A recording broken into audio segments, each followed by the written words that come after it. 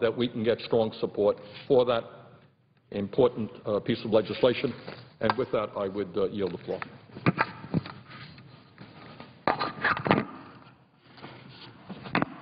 Mr. President. Senator from Rhode Island. Mr. President, Senator Murray will be here shortly, and when she does arrive, I will promptly yield to her, but I wanted to take the time prior to her arrival to follow up a bit on what I said I would do earlier, which is, because this has been, in some respects, half a debate, other than my friend Senator McCain, who has courageously fought on this issue for so many years, we have not really heard much from the other side of the aisle here. So in some respects, it's only half of a debate. In another respect, of course, it's no debate at all, because we are in a filibuster situation with the Republicans blocking us actually going to the Senate debate on this bill. So while it's debate in the lay sense of the word, it's a discussion, it is not Senate debate on the floor, because we stand here being filibustered with a majority of senators that demonstrably support going to this bill.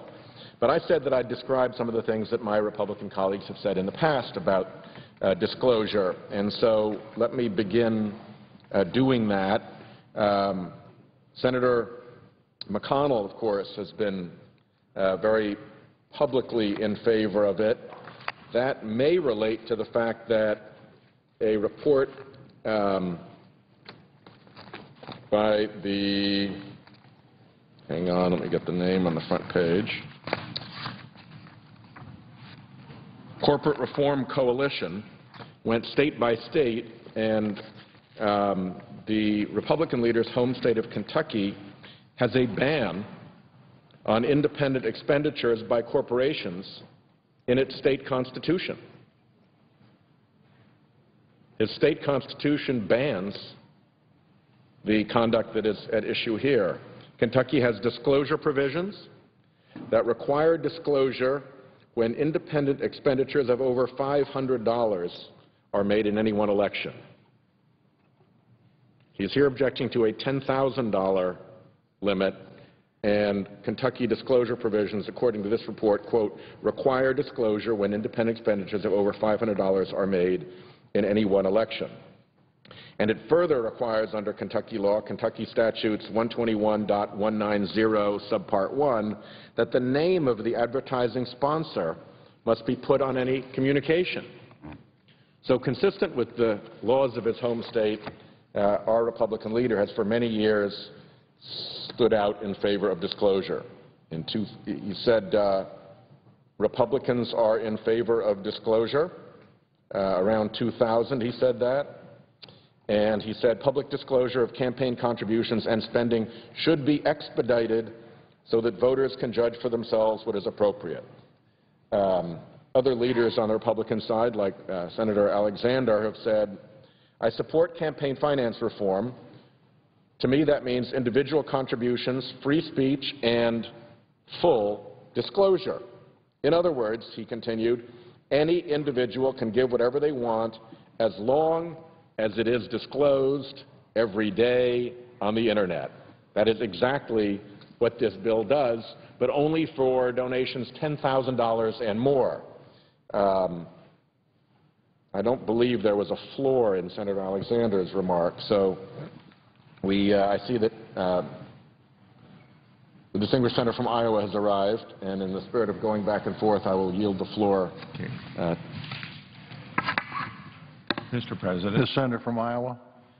Last September, President Obama responded to amnesty proponents denying that he had authority to unilaterally grant special status to individuals who may be eligible under the DREAM Act.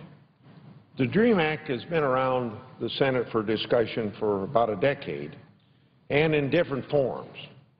It has been voted down several times by this body, and mostly because the leader won't allow for an amendment process to improve the bill. Otherwise, it probably could have been worked upon. When asked by amnesty advocates to push the bill through executive order, this goes back to a few months ago, President Obama said this, and I quote, "This notion that somehow I can just change the laws unilaterally is just not true.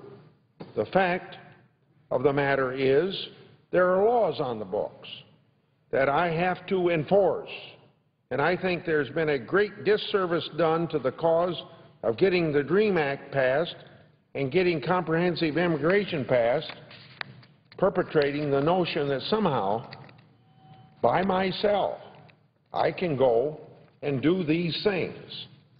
It's just not true. We live in a democracy. You have to pass bills through the legislature, and then I can sign it." End of quote of President Obama, September last year. But just 1 month ago, President Obama continued his "we can't wait" campaign and circumvented Congress, again to significantly change the law all by himself.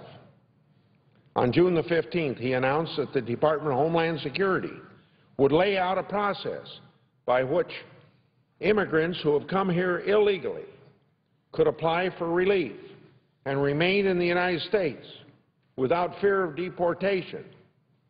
So now what has changed in the last 9 months when the President of the United States said last September that he could not unilaterally do amnesty? Before I dive into the details of how poorly planned and implemented the directive of June 15th will be, I have to question the legal authority of the President to institute a plan of this magnitude. I, along with 19 other senators, sent the President a letter and asked if he consulted with attorneys prior to this June 15th announcement about his legal authority to grant deferred action and work authorizations to a specific class of immigrants who have come here illegally. And it's important that we get that question answered because just last September, the President said he didn't have the legal authority to do it. We asked the President if he obtained a legal opinion from the Office of Legal Counsel or anyone else within his administration. To date, we have not received any documentation that discusses any authority whatsoever that he has to undertake this massive immigration directive. I know that the Secretary of Homeland Security has discretion to determine who is put in removal proceedings. Prosecutorial discretion has been around for a long time, but it hasn't been abused to this extent. The President is claiming that the Secretary will implement this directive using prosecutorial discretion. However, millions of immigrants coming here illegally will be instructed to report to the U.S. Citizenship and Immigration Service and proactively apply. This is not being done on a case-by-case basis as they want to make it appear. The President's directive is an affront to our system of representative government and the legislative process, and it's an inappropriate use of executive power based upon what he said last September, that he didn't have the authority to do this. The President bypassed Congress because he couldn't lead an immigration reform, and he couldn't work in a bipartisan manner on an issue that involves undocumented young people. The President's directive runs contrary to the principle of that American workers must come before foreign nationals. His policy only increased competition for American students and workers who struggle to find employment in today's economy. And that unemployment is 8.2% official, 11 or 12% unofficial. According to the Bureau of Labor Statistics, the unemployment rate among this age group, 16 to 24, has been nearly 17% for the last year. According to a Gallup poll conducted in April of this year, 32% of the 18 to 29-year-old in the U.S. workforce, if not unemployed, are underemployed. The President's plan to get people back to work is to grant immigrants who come here illegally a work authorization. He must be seriously out of touch if he doesn't think there's competition already for American workers. Now, I'd like to talk about how poorly this directive has been thought out. This is the implementation of a directive the President said he didn't have the authority to do in the first place. But if you're going to have an illegal directive, you ought to at least know that it will work.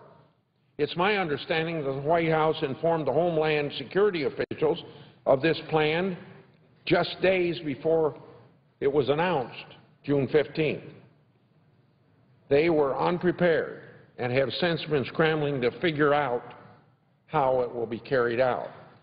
U.S. Citizenship and Immigration Service, the agency in charge of all immigration benefits, including work authorizations, visa applications, asylum petitions, and employment verification for employers, will be the agency tasked with handling millions of new applications for deferred status and work permits.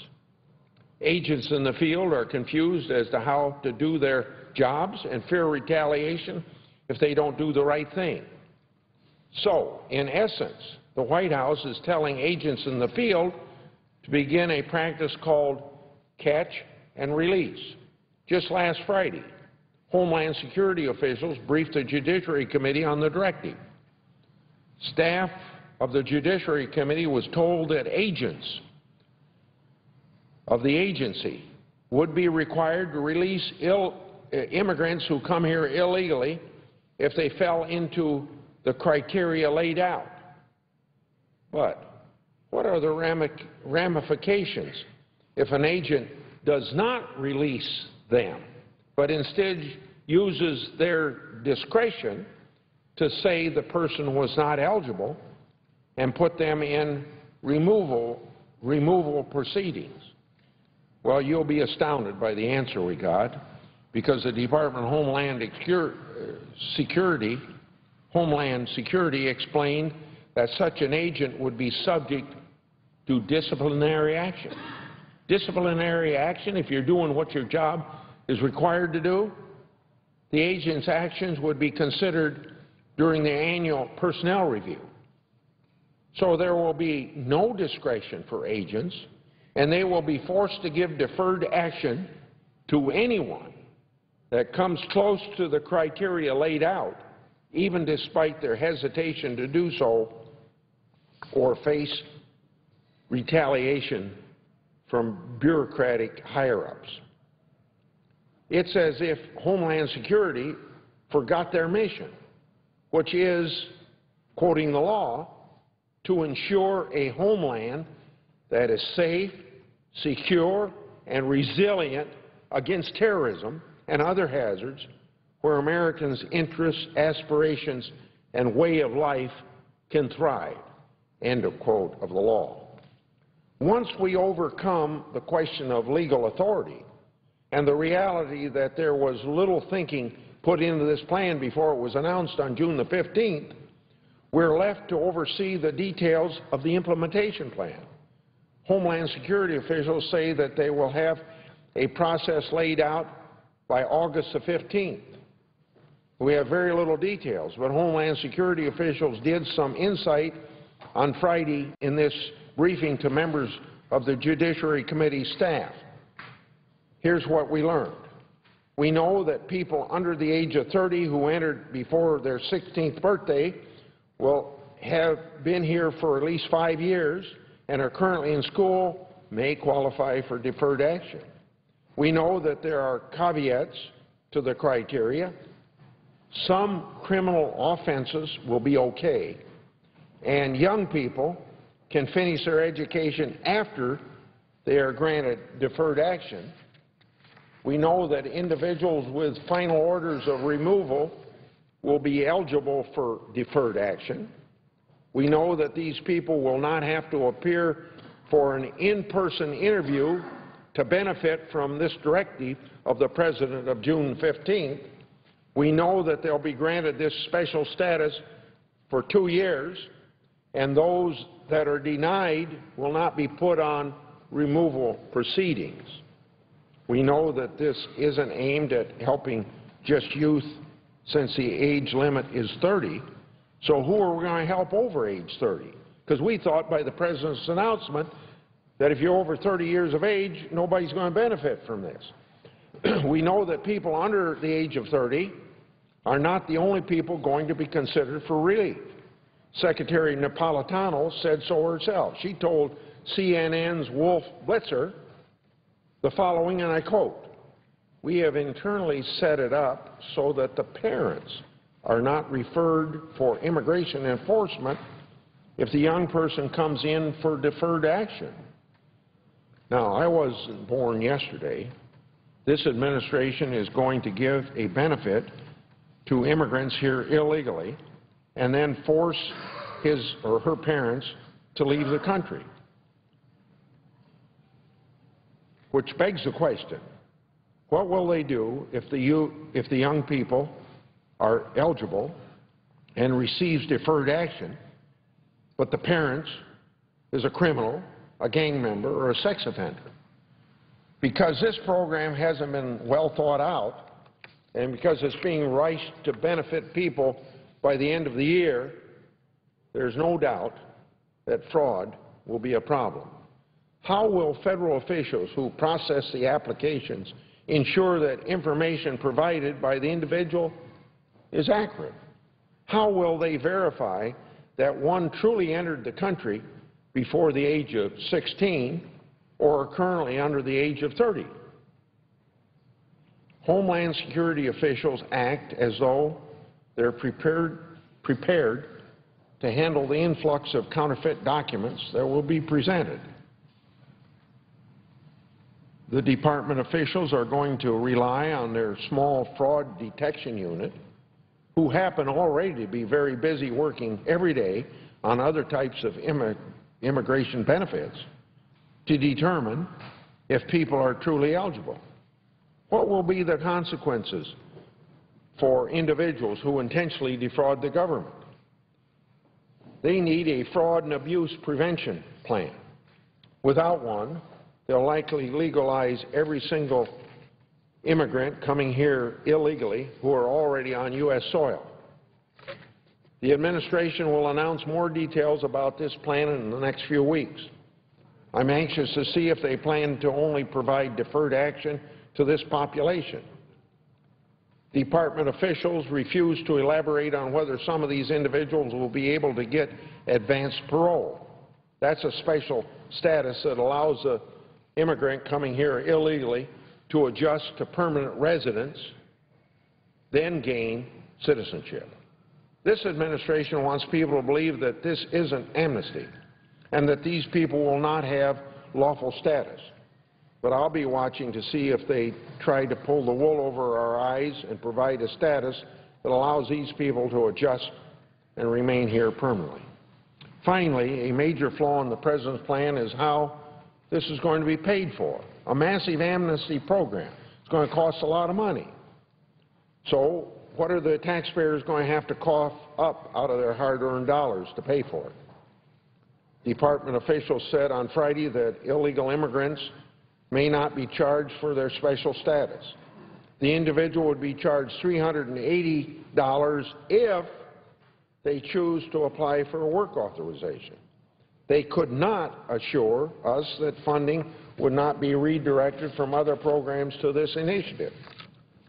To reprogram funds within the department, the Secretary must notify and gain consent of the majority and minority leaders of the Appropriations Committee.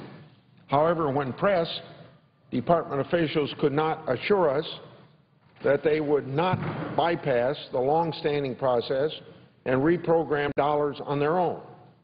The U.S. Citizenship and Immigration Service will be forced to concentrate on this program, leaving employers, foreign workers, and legal immigrants without the service that they need to work, visit, or remain in the United States. If the U.S.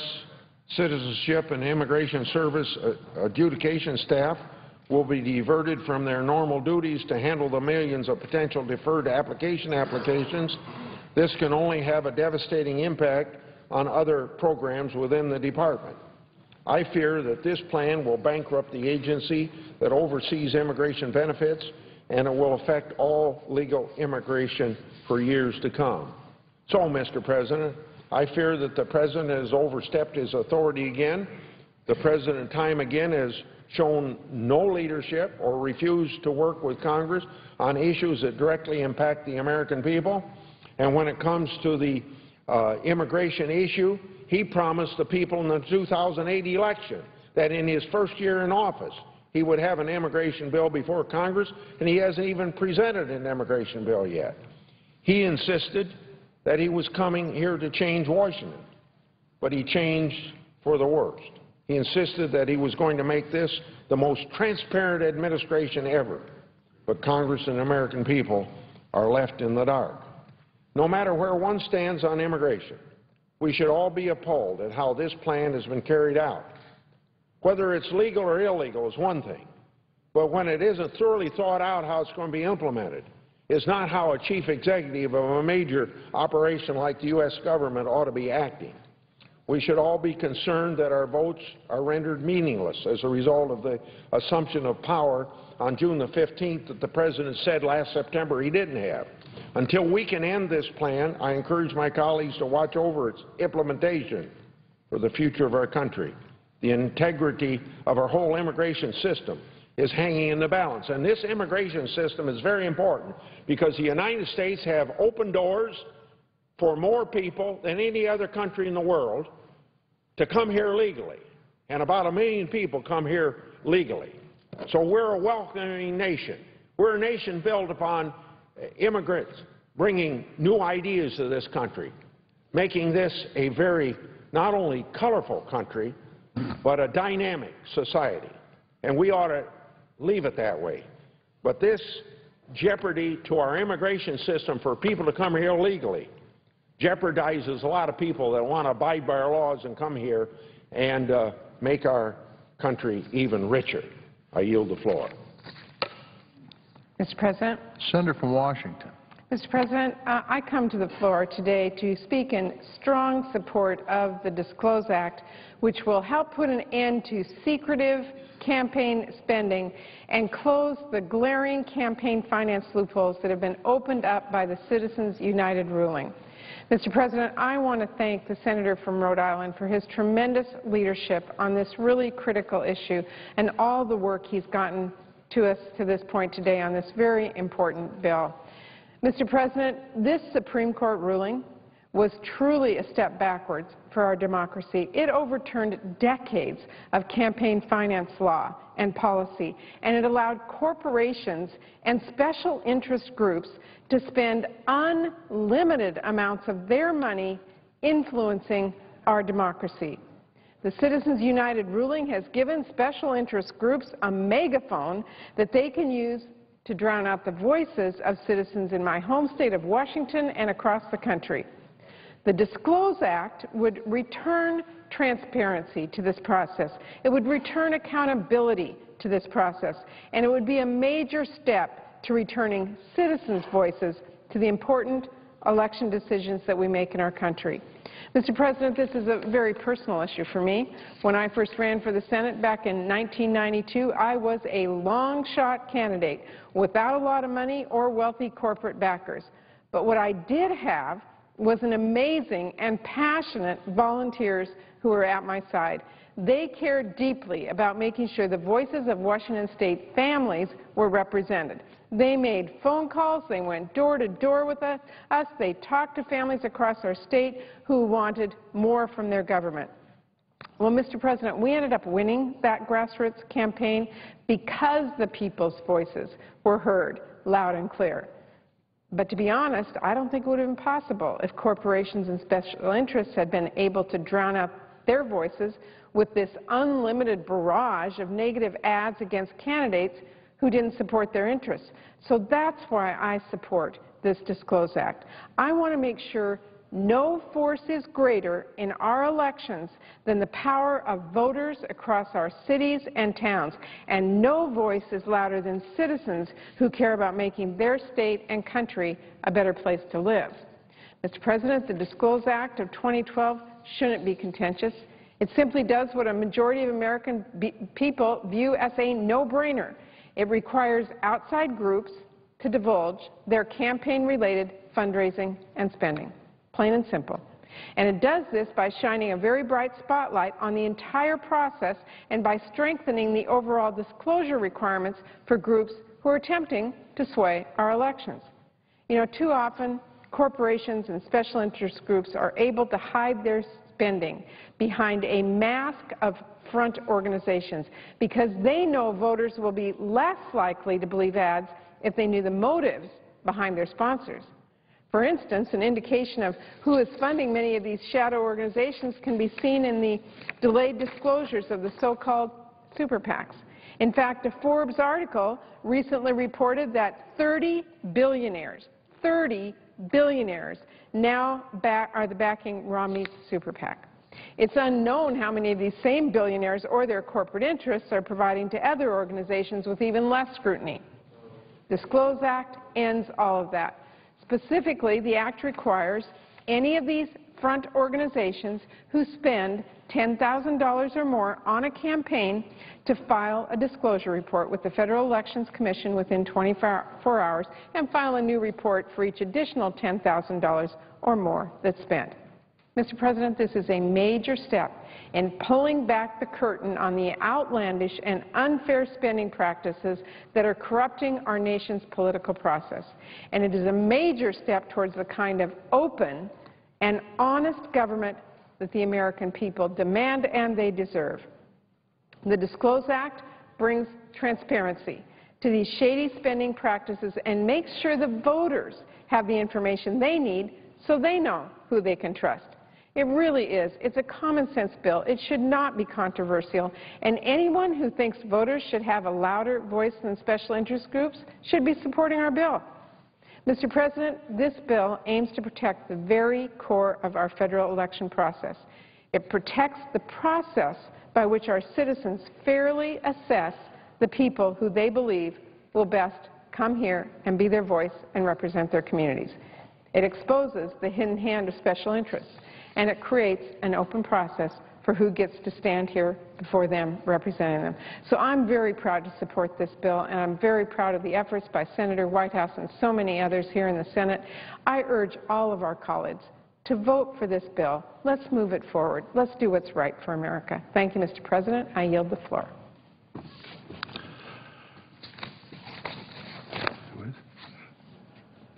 Under the previous order, the Senate stands